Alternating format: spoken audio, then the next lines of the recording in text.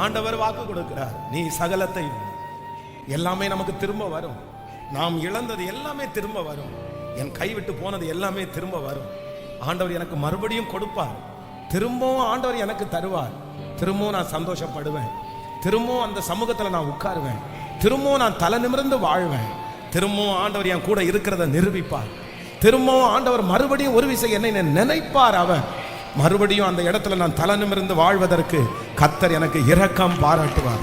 நீ சகலத்தையும், நீ சகலத்தையும், நீ சகலத்தையும். ஒருவேளை அந்த சில விஷயத்தை திருப்பியே எடுக்க முடியாத மாதிரி சில விஷயம் இருக்கும். அப்படின்னா மரணம், யாராவது இறந்துட்டாங்கன்னு வைங்களேன், இறந்தவங்களை நம்ம திரும்ப கொண்டு வர முடியாது. அப்படிப்பட்ட கேள்விக்குறியோட யாராவது ஒருத்தர் இருக்கலாம். ஆண்டவர், பாஸ்டர் எனக்கு இந்த மாதிரி ஒருத்தர் இறந்துட்டாங்க, நான் எப்படி அதை மறக்க முடியும்? திரும்பி எங்க அம்மா வந்துருவாங்களா? திரும்பி எங்க அப்பா வந்துருவாங்களா?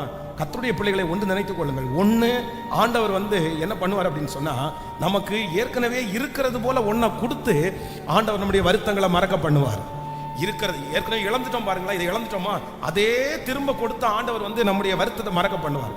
இல்லை அப்படின்னா அதை விட பெஸ்டான ஒன்றை கொடுத்து, அதை விட நல்லா ஒன்றை கொடுத்து நம்முடைய வருத்தத்தை கர்த்தர் மறக்க பண்றதுக்கு வல்லவராக இருக்கிறார்.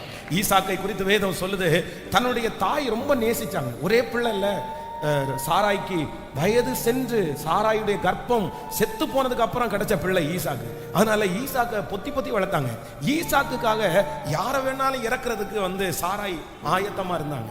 அந்த அடிமை பெண்ணையும் அந்த இஸ்மவேலையும் வெளியே தள்ளுறதுக்கு காரணம் என்ன அப்படின்னா, என் பிள்ளை நீ எதுக்குறா குறைவா நடத்துற, அவ்வளவுதான், நீ வீட்டில் இருக்க வேண்டாம், அப்படி ஸ்ட்ரிக்டா முடிவெடுத்தாங்க. தன்னுடைய பிள்ளை தான் அவனுக்கு முன்னாடி, தன்னுடைய பிள்ளை தான். அவ்வளோ அன்பாய் பார்த்த இந்த சாரால் மரித்து போனாங்க. இப்போ ஈசாக்கு ரொம்ப துக்கமாகிறான்.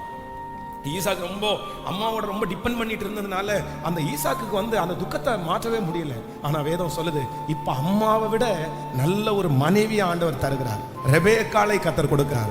வேதம் சொல்லுகிறது, ரெபேக்காளை சாராயினுடைய கூடாரத்திற்கு அழைத்து கொண்டு போய் தன் தாய்க்காக கொண்டிருந்த துக்கம் நீங்கி ஆறுதல் அடைந்தான்.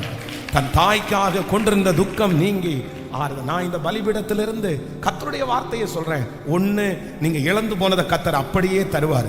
இல்ல அது மறுபடியும் உங்களால கொடுக்க முடியாதா, அதை விட பெஸ்டான ஒன்றை கொடுத்து அந்த துக்கத்தை மறக்க பண்ணுவதற்கு நம்புறவங்க கைகளை மட்டும் மேல தட்டி, இது நடக்கும், இது ஆம் என்றும், இது ஆமேன் என்றும், இது அப்படியே நடக்கும், நீ சகலத்தையும் திருப்பி கொள்ளுவாய்.